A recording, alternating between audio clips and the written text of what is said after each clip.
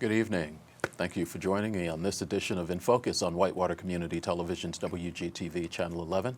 I'm Eric Marsh, Executive Director of WCTV, and glad you're joining us for this hour conversation. We'll be talking about Wayne County government. Our guest is Ken Paust, Commissioner President. He holds that title for a long time. President of the Wayne County Commissioners. We'll talk a little bit about what's going on in county government. That's coming up in just a minute. He is not on the ballot this coming year, but actually the other two commissioners are. And that's a reminder that if you're not registered to vote, then you should be registered to vote. There will actually be at least a couple of elections during the primary season. Very easy way to do it. Go to indianavoters.com.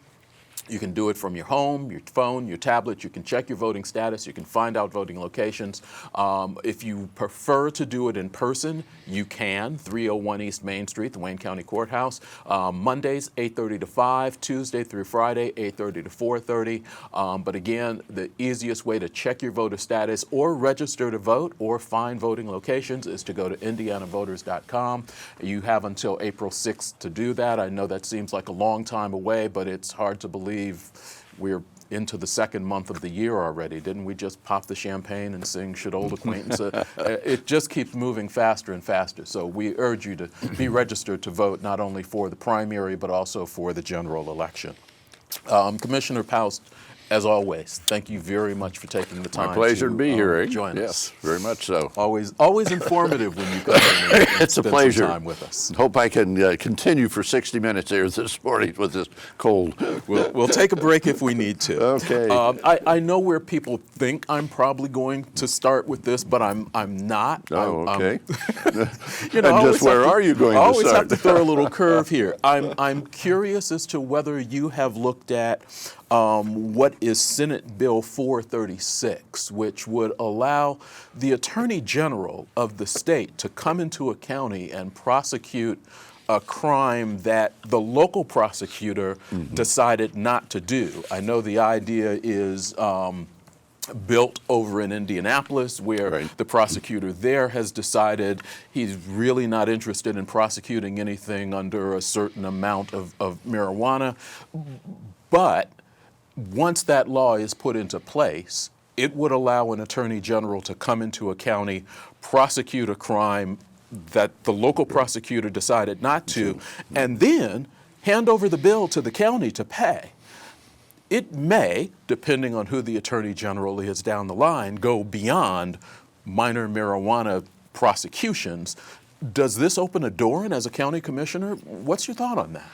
Well, you pretty much told the listening audience why we shouldn't be in favor of this. And our association, and of course right now I sit on both boards, the Indiana Association of County Commissioners, as well as the Association of Indiana Counties. And one of the things that we watch very carefully is that the state doesn't infringe on county government's responsibilities or even city government's responsibilities on there. And we oppose anything, and this certainly would be stepping into the responsibilities that county government has, and we would not be in favor of this at all, because one of the things we look at, and there's been several issues that have come up of where the state, one which was quite active in the Newcastle area was the wind farms that they had there. And we had some discussion of it here, but mostly that's been up more north where there's more wind in there. And there was even a proposal with that where the state would set the setbacks, and that the state would decide whether or not they could come into your particular area. Well, all this is infringing on county government's responsibility, and you're absolutely right. Once you get one of those in, then where does the state go next to do another one? So we vibrantly would oppose this, and will, through both of our associations. And I think you'll find this will not go too far. Okay. There was a citizen that presented you all with a bill that would make Wayne County a gun rights sanctuary for, I'm probably not using the terminology they would prefer. What is the process for that potentially coming back to you and residents having a chance to have a say in that? Yeah, they did a week ago on Friday. A gentleman dropped off a proposed ordinance to make Wayne County a sanctuary county. And so what we did when we got the same as we do with any proposal, we got the first thing to do is we pass that on to our legal department to look at that. And basically in what the initial response is from our legal department here is that if this proposal was proposed and if we would adopt that, it definitely would be unconstitutional, and it would be the commissioners exercising power that they do not have. And you know, when we're elected to office, we agree and swear to uphold the Constitution of the state of Indiana. And this would not be legal for us to do that. So this proposed ordinance that they dropped off to us is popping up around the state. And the Association of Indiana Counties have looked at that, and they've got with Barnes and Thornburgs and Ice Miller, who in turn is looking at that. And the feedback we're getting back from all of them is that it is unconstitutional, that we do not have that power to do that. And so I'm sure that we'll probably, in this particular case, I certainly support the Second Amendment very strongly. But in this particular case, we'll probably not move forward on this proposal here. Okay. You're watching In Focus on Whitewater Community Television's WGTV Channel 11. We're really just kind of getting started with Wayne County Commissioner President Ken Paust. Appreciate you spending the time and joining us today. Okay, let's go to where everybody kind of assumed I would start this conversation. And that is the vote that you didn't take on. Well, we did take the vote. Well, you did once. It came around a second time, and you voted to kind of strike it. It was a cum cap, which would have allowed you to raise property taxes on those people who are not at the state cap. Am I close with that? You're absolutely correct. Okay. Go back, if you would, for those people, because there's a lot of people for whom this just kind of came up and they really didn't get the genesis of this. Sure. Can you talk about why this started and how this got to the point that it did? Sure, I'd be happy to. And I brought some of my notes along here on that one because there's a lot of numbers that get involved, and I want to make sure I don't misquote, and lead somebody in the wrong direction. But how this came about on cum cap, we looked at cum cap a couple of years ago, and at that time decided not to move forward on the cum cap. Now the cum cap is outside the levy, and for those folks that are not familiar with county government and how the tax rolls, you're all assessed so many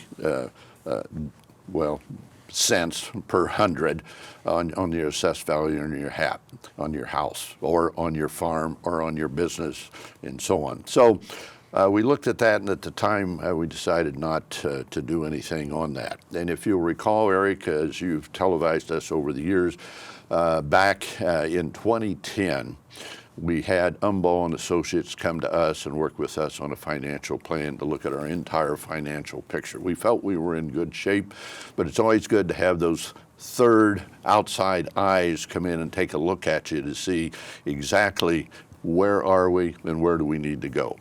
And so in that, they had several recommendations that they made to us at the time. And so over a period of time up to 2014, we implemented several of the suggestions that they had to make us even more financially sound than what we were back at that time. So then we brought them back in again in 2014 to look at us and look at what we had implemented, where we were going, how our reserve funds were building up, and were we going in the right direction. Everything at that time pointed out we were going into the right directions. However, looking down in the future, we were going to have expenditures that would be coming, and we were going to have to determine how we're going to pay for those expenditures. County government is no different than any other business, whether it's a business or whether it's your home. Equipment wears out, your furnace wears out, your air conditioning wears out. We're the same way in county government. At the same time, you have inflation in there. Inflation comes along not only for you, but for county government as well.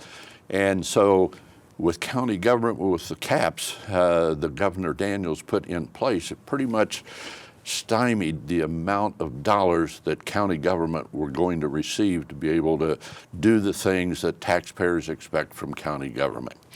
And so as we look at that over the years, and if you recall, you have a 1% cap on a residential property. So that means whatever your assessed value is, you're not going to pay any more than 1% of that assessed value in taxes.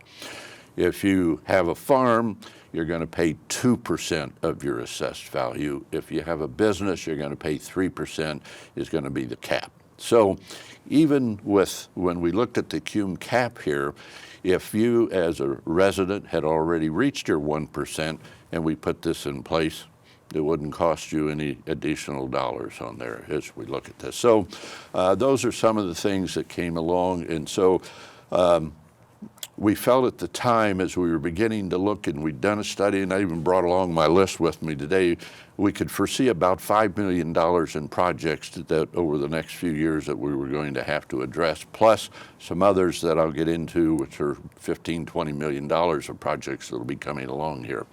So cum cap, which is outside the levy on there, which would be one of those areas that would bring us some additional dollars. And right now we get about $350,000 to $400,000 a year that goes into that fund. And we use that on capital expenditures that we have, whether it's an air conditioning system or a heating system or something that we need to do on a building, or just general maintenance on a facility. So in 2014 then, we hired DLZ out of Indianapolis to come in and look at all of our structures. We have 23 buildings and structures that we're responsible for. So in doing that, they came back with two volumes, each volume's about this thick, which went into every one of these buildings. Then they built a Gantt chart in there for us, and we had them go out about 30 years on the Gantt chart. And it's all color-coded for us to show the useful life, not only of the buildings, but of the equipment. Let's just take air conditioning, for example. Sure. The useful life on that. And the real advantage to that is we could look at the useful life, and it's color-coded as when that I need to begin thinking about, okay, here at IU East, I got to replace that air conditioning unit. And I'm looking on my chart and I'm thinking, okay, I got a couple years here. Now I got to be thinking about it, but by here, you better be doing something. And if I get to the red marks, I know I'm too late already, that I should have replaced that particular unit.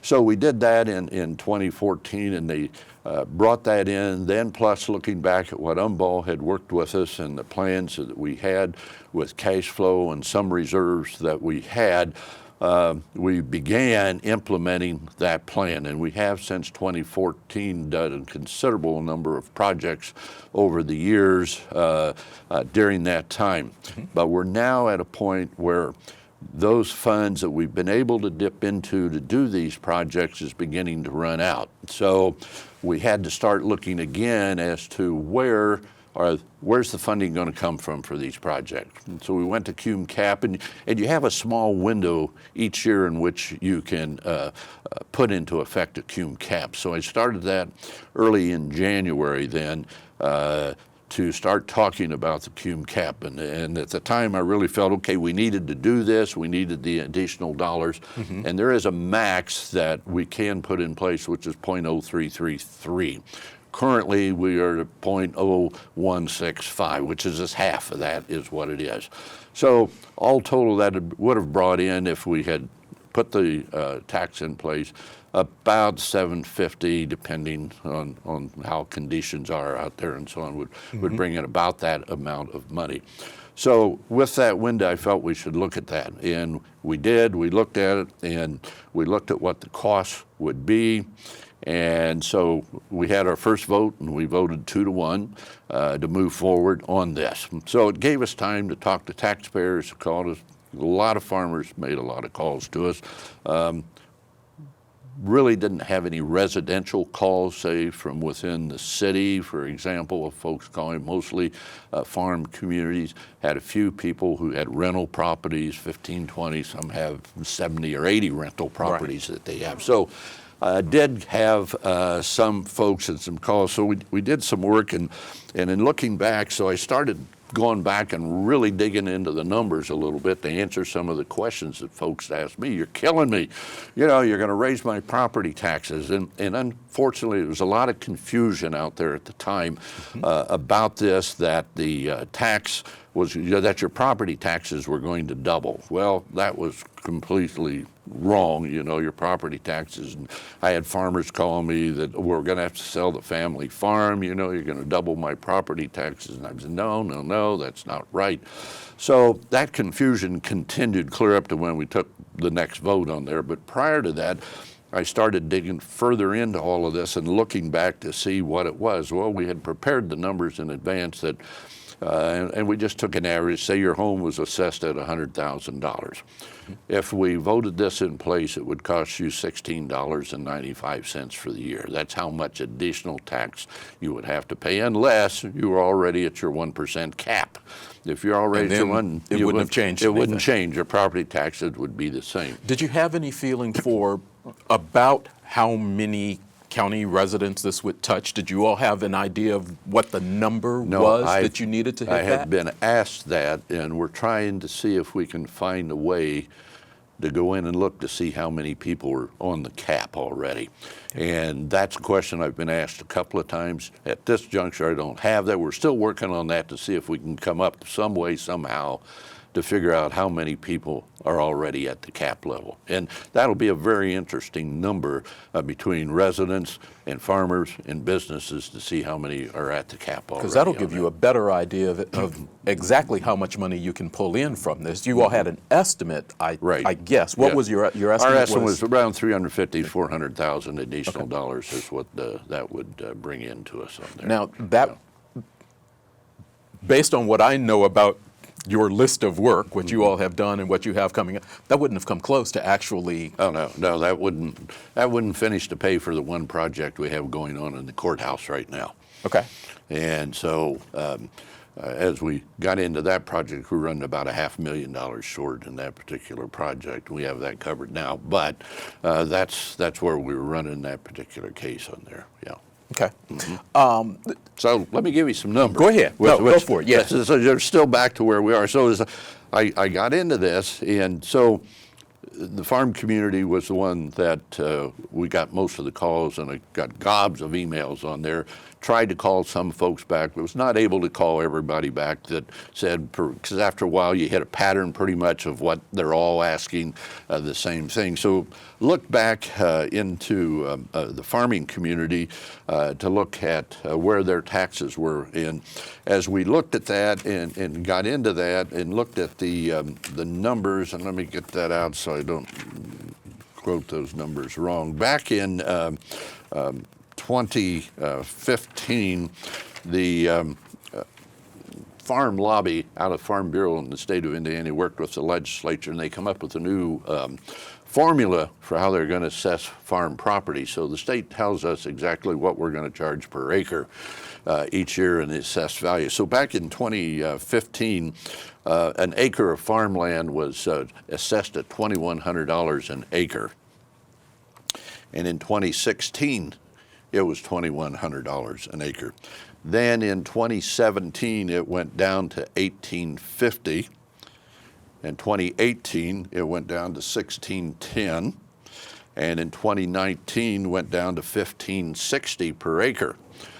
Then, as I was getting the calls, I talked to our assessor, who informed me. She says, well, Ken, I'll bet most of them don't know that their assessed value is going to go down again here in 2020. And I said, oh, well, that's very interesting. How much is that going to go down? Well, it went down to $1,280.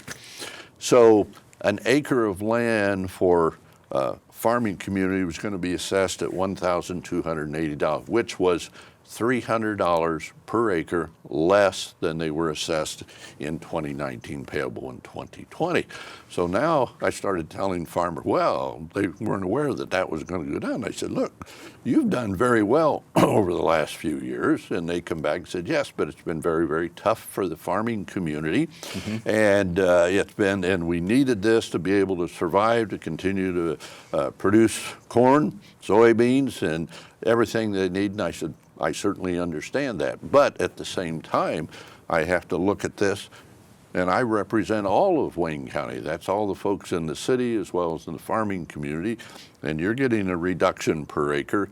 But the residential property, he gets the homestead credit, but they're not getting extra reductions on that. So I said at the same time, what we tried to do is to see what it would cost a farmer on an acre of land. And so when we looked at that, we took, and farmland's it's not easy to assess because of the land and how tillable that land is.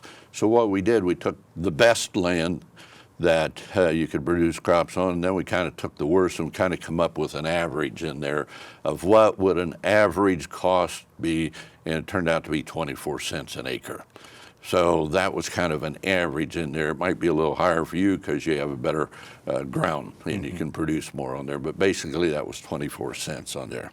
So that gave me at least something to talk with them and understand and work towards trying to diffuse this fact that your property taxes were going to double, because some of them pay thousands of dollars a year in taxes, and I can certainly understand why they say, "My gosh, it's going to double. You know, how do I pay for this?" And I certainly understand that.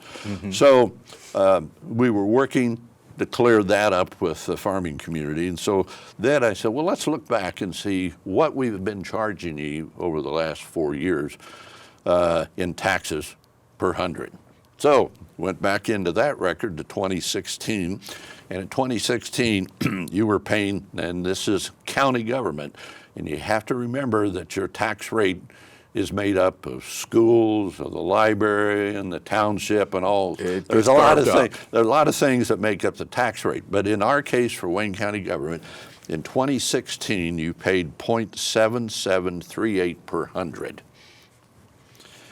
In 2017, you paid 0.8092 per hundred, and in 18, you paid 0.8394 per hundred, and in 2019, payable 2020, you paid 0.8542.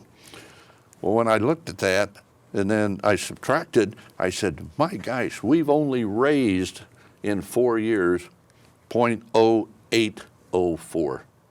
Less than, well, it's a little over 8 cents. Now think about that. We've only increased 2 cents, if you want to do an average, 2 cents per year over 4 years, and I'm going, holy mackerel. So I became much more aggressive when I was talking with folks out there, you know, when they were really hammering on me. You know, you can't, I'm going to go bankrupt, you know, I'm going to have to sell my home and all of this. And I said, look at this. I said, you know, we have in Wayne County, we've done, council has done an excellent, all of our department, our auditor, our treasurer, council, commissioners, all working together have done a good job to build a good, sound financial county. And I'm very proud of what we've been able to do on that. And when I looked at this, I'm even more proud. Look, that's pretty darn good. That's less than inflation we've been able to hold on here. And so I've been selling that with folks, and I don't back down from them. I said, look, you know, this is what we have to do. I wish we could keep it the same, but you just can't do that. Inflation alone eats us alive on there. And you have to give pay raises to our people and so on. And so we've done a good job. And I'm very proud of that. And I'll put our county up against anybody. Most counties have to do tax warrants at the beginning of the year to pay their bills. We don't do that. I go back to Marge Sharp, and you'll remember Marge Sharp and myself when we were both on county council at that time. And we were looking at that and decided that, look, we got to have some operating capital at the beginning of the year to pay our bills. And as Marge and I worked on that, we come up with a number at that time of about $3 million of what we needed to work towards. That if we had that at the beginning of the year, it would help us pay our bills. Well, over the years, that has changed. It's now I shoot for $6.5 to $7 million. And so folks out there, what you have to understand, that's when we get my paycheck. I don't get a paycheck till June.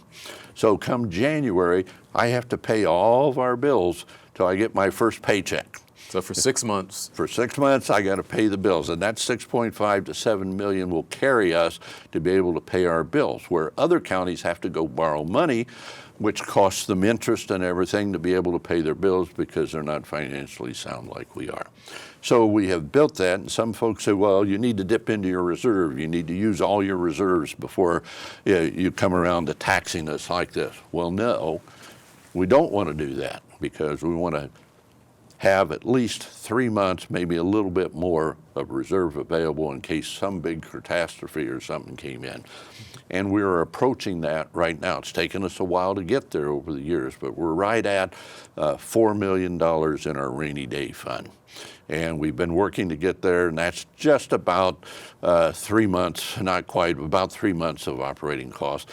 That's where Gumball thought we should be. It's where State Board of Accounts likes for us to be, and that's about the limit as to where we can go. Some folks said, well, you should save all this money so when you have these repairs out there, you'd have the money set aside. Well, the State Board will not allow us to save. You can't just, we couldn't have $100 million, for example, in the bank. They'd say, you can't, you taxpayers, you can't do that. You got to give that back, you know. So you can't do that, but they're realistic in that we have to have operating money. And so we've done that over a period of years. It's taken time to get there. I've been on the county side for 28 years now, and I've watched us grow and watched us build a lot of this to where we are financially sound. So as you get to that, and I've given you all those numbers, how does that lead in to the vote you want to know is where I changed my mind? Yep. Okay, so. Because you had, yes, you had the goods. I had the goods, I had all there. Well, as I begin to look at this and talk with all the people and get all the numbers and everything that I was looking at and looking down the future, our first list that we tentatively put together was a little over $5 million that we could see coming up. These were projects. These were projects that we still had to do that we could see coming. That did not include any unforeseen things that may happen. A generator could go out. You know, we have one old generator that handles the annex and the 911 center in there. It's getting about 25 years on it. Well, you know, it's running good. It's maintenance. It doesn't run all the time, you know, so we take good care of it. It should last. But boom, all of a sudden it could go like that. It's old. Then you go to repair, and guess what happens? Oh, we don't make parts for that anymore. That's what we've run into in technology, and as we get into the jail and other projects of cost. What was good 25 years ago doesn't work these days. Doesn't work today. So the more I got looking at this, looking at those numbers, and then we have some land purchases. That's about $4 million there. We have a water tower and an infrastructure. It's another $5 million there. The infrastructure to the land that we've acquired in cooperation with the city is going to be another $2.5 million. I'm looking down the road, damn, you know, we've got all of these things coming up. And this is a Band-Aid. This kind of just gets us through a little bit here. Mm-hmm.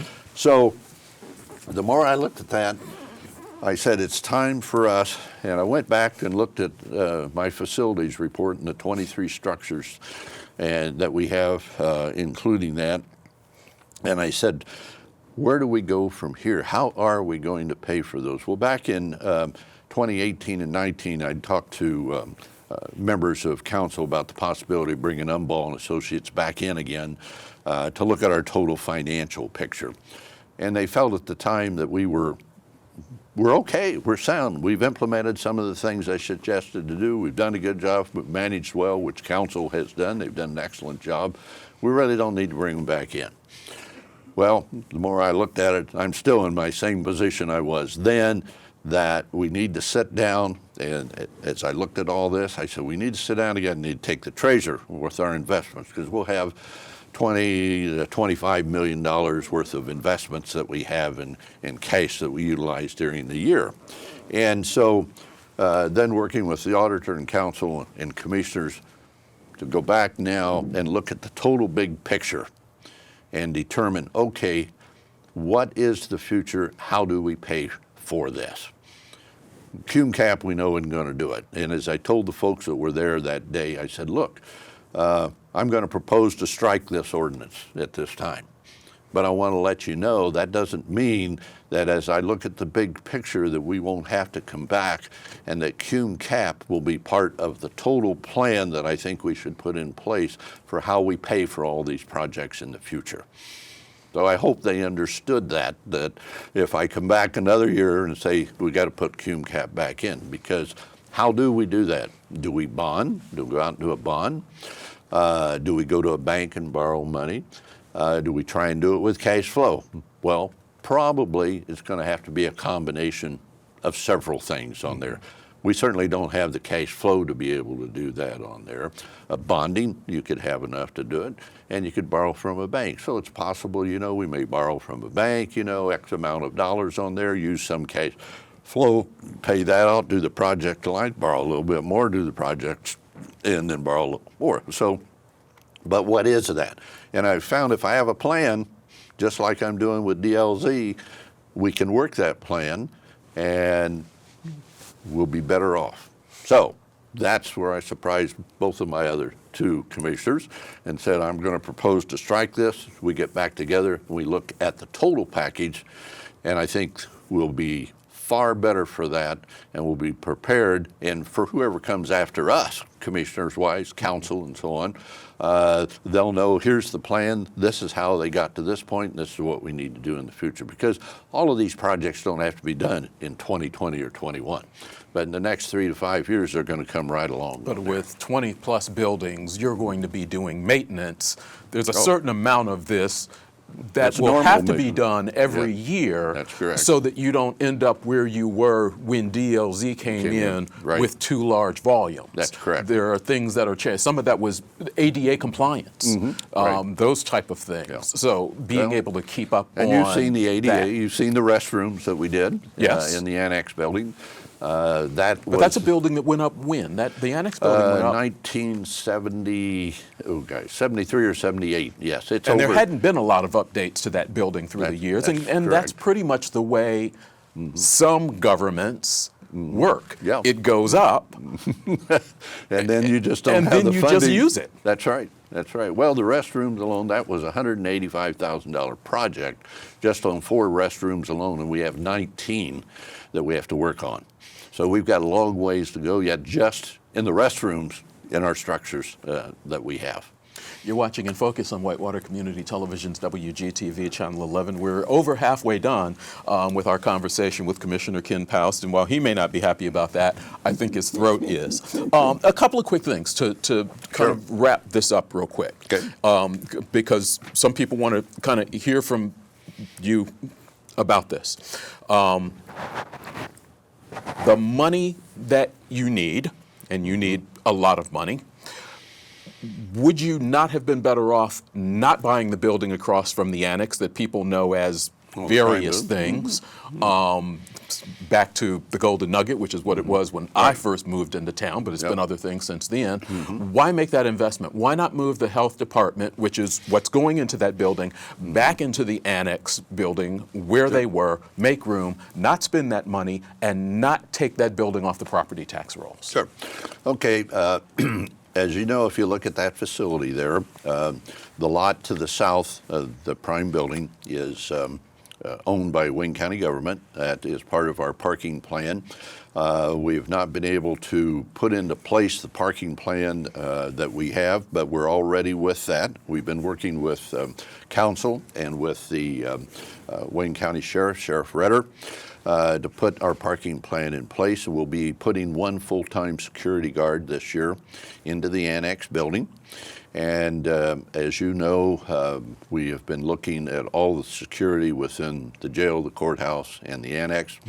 We have a full-time, well, not a full-time, but we have a security committee, a full security committee, and then we have a subcommittee of the security committee that is working on all that. And so as we looked at public health and the separation between the federally qualified health center, which is located in the health building that we have now, which is across the street from the jail. The health center there wanted to separate and go become independent. At the same time, they are expanding, and they got a grant for $300,000 to expand their dental. And so they're going to get like 6 additional chairs. And so they're going to expand into the space where the public health department is currently located in that building. And so public health will be moving to what we call the Prime Building, or Golden Nugget as some people refer to it. And it's had several occupants, had Golden Nuggets, it's had a real estate company, West End Bank was the last occupant at that was in there for about a year while they built their new building. Mm-hmm. So we looked at that to decide, okay, could we move them into the annex or would we need to go someplace else? And so as we looked at the annex, the extension department, which is downstairs, and you've heard them refer to it as Kenny's conference room sometimes, you yes. know, and the empty space on there. We've used that for a multi-purpose of meetings that we have in that area, from lunches to board meetings to different things we've used that for. So it was proposed that possibly we could locate public health in the annex there. So as we looked at that as to what would the build-out cost us to be able to do that. As you know, we do have restroom facilities that are on that lower level that are at the east end on there. Mm-hmm. However, we could not use those restrooms facility for public health. Public health has to have a dedicated facility in there for the testing that they do. And so a public place where you have thousands of people coming in and out of it cannot be used. So in looking and talking to some architects on that as to what might the cost be to run the piping and everything that we would need to do and to build a restroom facility in there. Having just remodeled the 4 restrooms upstairs, and we knew what that cost, mm-hmm. and we said, oh gee, that was just a remodel, and here we were going to have to dig up the floor and do all sorts of things to put that in there, plus doing the additional build out for the private offices. We needed about 8 offices is what we were going to need into that facility and everything. And then to look at the parking that we had available. As you well know, you come down quite often. It's very difficult in our lot to be able to find a place to park, and especially when there is a trial going on, or if you have a jury call. When we get a jury call, minimum is 70 people that we get an influx of vehicles coming into our area. If you have 2 jury calls at the same time, that's 140 people coming into the area, and I get all kinds of complaints. Somebody's in my parking space, and on and on. So as we evaluated the cost and all of that, and what we were going to do with the health center, it was logical to look and see if there was another place we could go. So as we looked, that facility was a potential. So in contacting the owner at that time, would you be interested in selling this facility? And they said yes, they would be interested in selling that. Make a long story short, we acquired that facility. Now, people say, why would you invest that money in there? Okay. In the process of the separation with the public health and the health center is going to be renting that facility from us.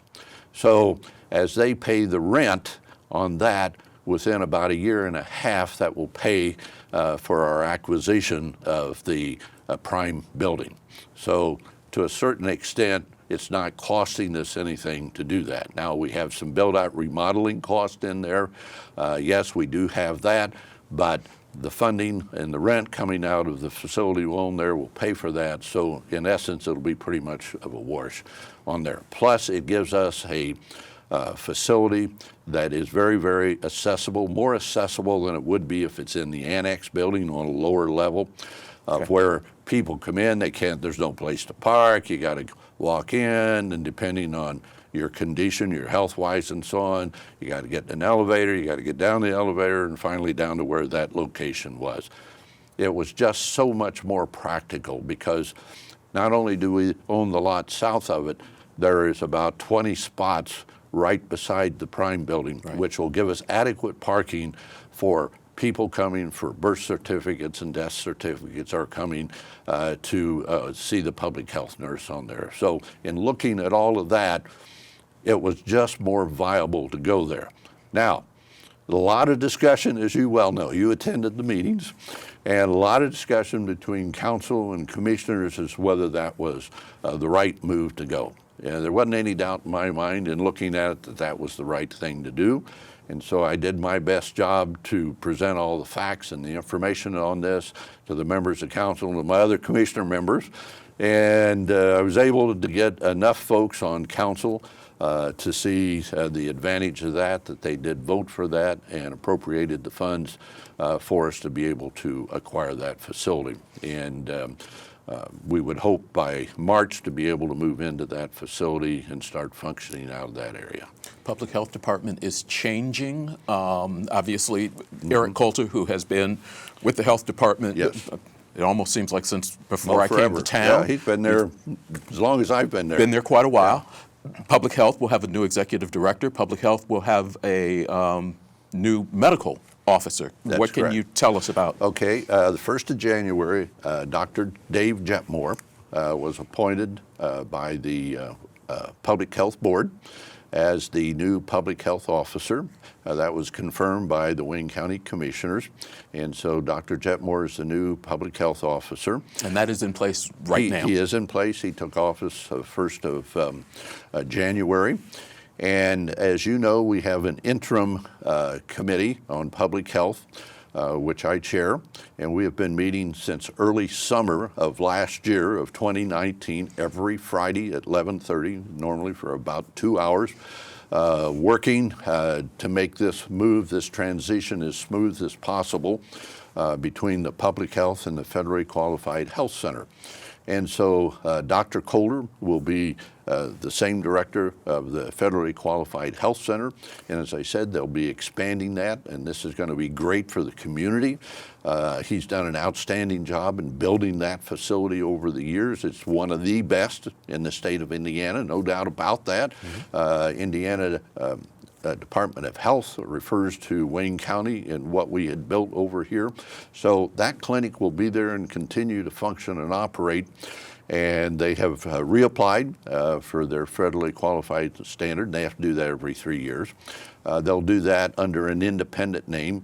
I'm trying to remember. I believe it's Fair Health is what they're going to be their corporate name that they'll function and operate under. So you'll get the same fine doctors that are there now will continue to be there, but they will not be county employees at that time. And so you have that, and then on the public health side, Dr. Ryder is the new president of the Board of Public Health, and Christine Stinson is going to be the new director who has been hired. She was the director of Marshall County's Public Health Department. She will be here on February the 3rd. And so, as I say, we're about finished with some build out, and we hope to, by March, to be moving folks over into there. And then the full separation will be in June of when we completely separate, and federally qualified will continue to function and operate under their own auspices and no longer will be county employees. Employment. You've been here on a couple of occasions when we've talked about employment, diversity, job openings. A lot of times jobs get posted inside the building and other people don't get to see those. Maybe sometimes we hear Mike Sharp talk about, I'm needing a truck driver, I'm needing a whatever it is. But some of those general postings don't get seen by the community. What is the I brought a list today. You brought a list. Hey, What's the current employment of folks. the county right now? Is it up, down from where it's we are been? down a little bit. We're about 350 is about where we are, and that varies depending on folks that retire. And in this case, and I brought a list, I thought of this yesterday, and you and I have talked about this before, and we do. Outside the commissioner's office, we post all the job opportunities that we have available to us. And we used to send them to you and to find out we haven't been, so I'm going to see that they get back to you again so that you can post. Okay. But just today, since I'm on TV. We'll be posting those in the community bulletin board. And people are listening, I'm going to quickly read this because it's very important. I mean, we've got 16 jobs that are open here. So if you're out there and you don't have a job, here's what we've got available. We need a court bailiff in Superior Court 3. At the fairgrounds, we need a part-time general maintenance person. In the highway department, we need an equipment operator, and we have 2 truck driver positions that are open in the highway department. We have 2 positions in the probation office, and we need a juvenile secretary in the prosecutor's office. We have 2 positions open for attorneys as public defenders. We have a public health nurse specialist that we're looking for, and we need a part-time college student GIS intern in our surveyor's office.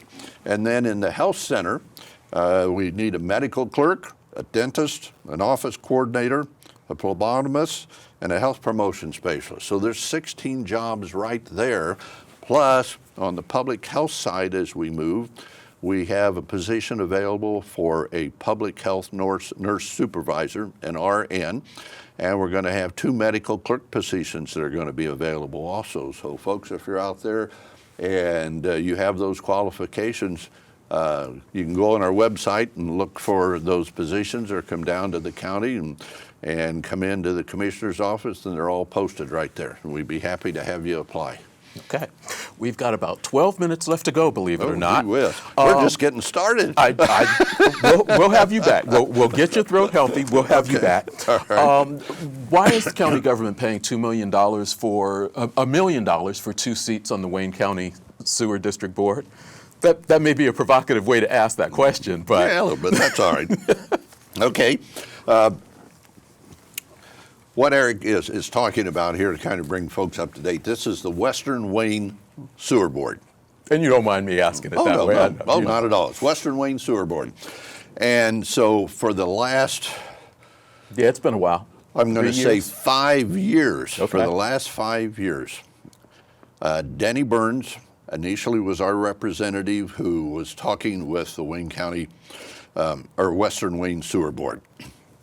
And Denny worked on that for a couple of years. Then it was decided that we need to try a different approach, maybe a little more diplomatic approach. Well, when you get into that, they always look to me, Paust, you got to go in, you got to try and resolve this. I said, okay, I'll see what I can do. Well, 3.5+ years later, we have finally resolved all of this, and it's been a real undertaking. And folks would say, as you asked, why would we invest $1 million there? Well, actually, it's pretty simple, really. As you look at that, Sugar Creek has purchased the old food plant that was there, and Sugar Creek has come into there and has really expanded considerably. And so they're now employing, I think their numbers is up to like 400 people they're employing right now. Wow. And they have wanted to add 2 additional, production lines. So the capacity of the sewer system that Western Wayne had, and the age of their system, and they were under state law of where you got to replace your system or do something. It's old. Same thing. It's old, it's old, it's old, it's old. Well, one of the problems is that they had not calculated within their sewer rate that they were charging their ratepayers. There wasn't any funding in there to really build the reserve they need towards building a new plant. And so all these years we've talked about that. It's just how big the plant should be and what's the cost going to be to the ratepayers. So over the last 3 years that I've been involved on there, we finally have worked with this and come to an agreement that the plant needs to be 1.8 million gallons, and that they had to do a new force main. Okay, we agreed to work with them on the force main that went from our Gateway Park down to their plant. And we agreed that we would invest $1 million towards the cost of that force main from the Gateway Industrial Park. Because what we want to do is to expand that Gateway Park. We have Max Smith, who is coming along and running for county council, which is very interesting in a race that's in that area. But Max Smith was a commissioner for 20 years and worked on getting that Gateway Park started. So we have $7 to $8 million invested in that Gateway Park. And if we don't expand that sewer system over there, that park's dead. And so now we'd have to go look someplace else. You have to buy land, you have to get the infrastructure. That doesn't make sense. It's far more. There's still room for somebody else to go into that park. Yes, park. we still have room in there. We have about 60 to 80 acres in there. Plus, Sugar Creek has 90 acres for expansion. And so with that system being held, they weren't looking at expansion, so they can build a plant someplace else. And what we want them to do is to continue to expand this plant here into that 90 acres that they bought. So this is a good investment for Wayne County. And so that's why we invested the $1 million. Now, coming up, we're going to need a new water tower out there through Cambridge City. That's going to be a $5 million cost there, $2.5 million just for the water tower itself to hold water, plus the infrastructure, another $2.5 million. So you can see you have that cost, but it's still more economical to do that and expand that park. What we'd like to do is buy some additional land out there and expand that park further. Real quickly, we've probably got about 8 minutes left to go, so we're going to. Conversation still continues on a food and beverage tax, and I'm not going to ask. In your mind, is this better for Wayne County to do this, to come to some agreement and do this as a county, or Richmond to kind of do this on their own? How do you see that? Okay, let's talk about what's going to happen. Okay. What's going to happen is Wayne County Government Council has looked at that, and if you'll recall back when I went to the legislature and got permission for Wayne County government to invoke a 1% food and beverage tax several years ago. And the work I'd done at that time was with Mary Walker through the Tourism Bureau, and we were working towards building a conference center here in Wayne County. Basically, it would have been built in Richmond on there, and we were going to use the 1% food and beverage tax to be able to make the monthly payment on the bond that we would go out and get. Council turned that down at that time, and that killed that project. Food and beverage tax has come back for discussion twice since then. Mm-hmm. County government has turned that down. It was under a lot of discussion in 2018 and did not go anyplace at that time. County government just wasn't interested the way they were talking about it, and consistently has said, we want to see a plan of exactly how you're going to do that. Other folks on the other side are saying, well, let's get it in place and then we'll figure out how we're going to spend the money. You have to have a 9-member advisory board, and the advisory board then recommends how to spend some of those dollars, and then if Wayne County invoked it, it would be Wayne County Council that would have the final say as to how the dollars would be spent. If the city of Richmond invoked it, it would be the city of Richmond council that would determine how the dollars are going to be spent. So when you look at that and you look at where the dollars are going to come from, probably 90% of the funding for a food and beverage tax is going to come from the city of Richmond, because that's where all your restaurants are. When you go out into the county, there are very few restaurants out there. Now, you do have the truck stops that would be within the county. Mm-hmm. So as members of county council, and this is what I've heard, and I'm just kind of grouping this over several years to you, have looked at that and have always said, and then the law changed, which the state changed the law to where the city could invoke a food and beverage tax. So when that happened, the county pretty much said, look, the city should go ahead and invoke a food and beverage tax if they want to do it, because that's where the money is coming from, and that's where most of it would be spent. That if the county invoked it and they looked at it, they'd say, well, you know, city of Richmond, those folks are putting 90% of the money in there, that's where most of it should be spent. So I don't think in the future, and this is just pure speculation, that you'll ever see county council invoke the food and beverage tax. But I think that the city has talked about the possibility of looking at that in 2020 or 2021. Will you ever get your conference center? I guess I've come to the conclusion that probably a conference center is probably never going to make it here. I've tried and tried.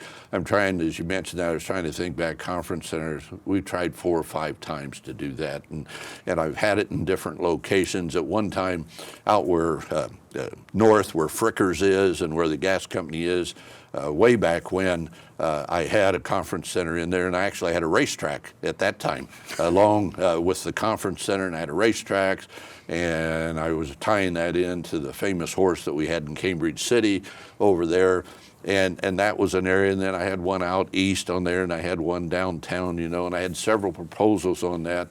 and just have never been able to sell that. And unfortunately, so many other communities have moved forward on that the real advantage we would have had 25 years ago has disappeared out there. So now you'd have to really do an evaluation as could it be profitable to do for the community. So what do we do? Let's look at what we have available, and let's look at the Wayne County Fairgrounds. And so as I look at the fairgrounds and the Raper Center and the Coleman Center, how could we spend some additional dollars on those two facilities to make them more viable for folks to rent, to bring people to the community? There's just tremendous number of farming organizations that are out there and other organizations that could utilize those two facilities. We definitely need a caterer's kitchen into the Raper Center, and you need some breakout rooms, and we need to address the air conditioning. But here you've got a 20,000 plus square foot facility in there that in essence could become a small conference center. That I think is feasible. We're working on that now. And 8 years ago, I did a master plan for the fairgrounds, and we looked at that, and we're making a lot of changes and doing a lot of different things. We have a long way to go. My difficult part has been in selling counsel to appropriate funding for ideas that I have, you know, and I've kind of backed off of that for a while because we've had some other things that I felt had to come first. But I still think that is just a tremendous potential that we have out there on those fairgrounds, and that we need to invest some dollars there, and that investment would pay for itself over a period of time and bring additional dollars into our community. Okay. The voice in my head is telling me we are out of time. What? Oh, well, we have to go another 60 minutes. We'll let your voice heal. We'll get you back Okay. after the election, and we'll go through some things. Okay, very Commissioner good. Kim Paust, as always, thank you very much for spending the time with us. Anytime, Eric, I'm glad to be here. Greatly appreciate Okay. it. All right, thank you very much.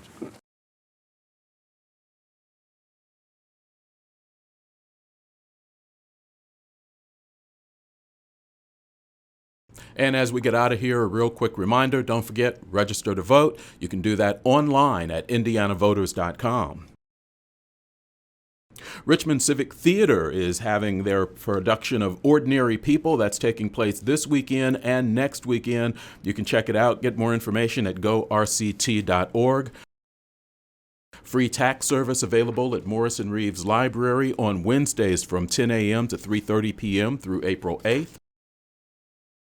And the Winter Farmers Market continues at the Richmond Senior Center. Definitely take a look at that. Remember, if your not-for-profit organization has an event that you want us to get on the air for you, send it to us at least 2 weeks ahead of time to wctv@iue.edu.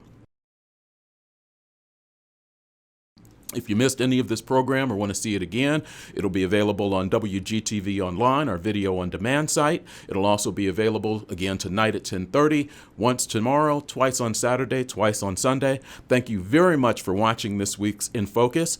I wish you well. Have a good weekend.